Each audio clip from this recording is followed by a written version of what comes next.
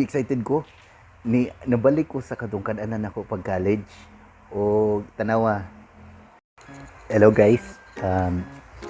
Karong adlaw na ako ipakita ninyo kani siya nga kananan or kani siya nga pagkaon specifically mo ni ako ang usa sa paborito nga pagkaon pag college kay kabalo na ka tong college days ano sa pagkato mga 2003, 2004, mga 2005 nga na dili pa kayo dako og baon no?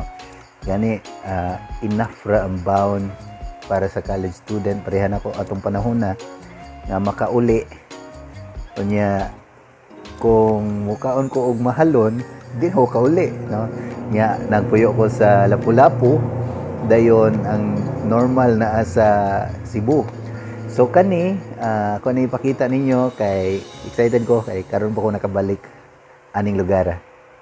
Oh, kani ang usa sa paborito nako nga pagkaon.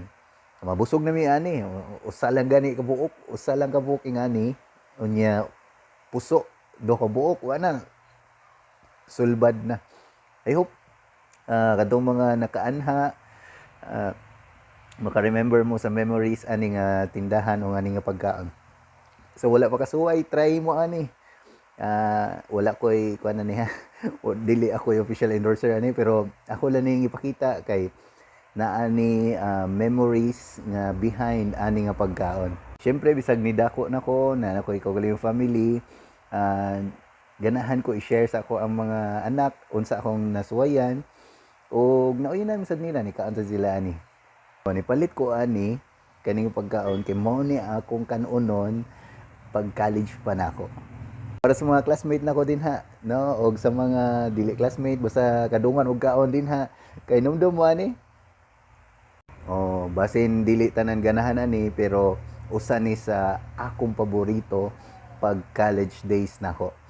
Kay 15 lang imong kwarta, sulbad na, busog na ka. Best part ana kay ang halang kay nga sauce. The best. Unya igtan-on niyo sa ngoyong dili siya pareha sa ubang ngoyong, sorry ay ka-offend ang uban pero impaak mga kagumkom kayo nya ang sud juicy pa kayo nya mura ng bamboo shoots no siguro ng sud na lami kayo.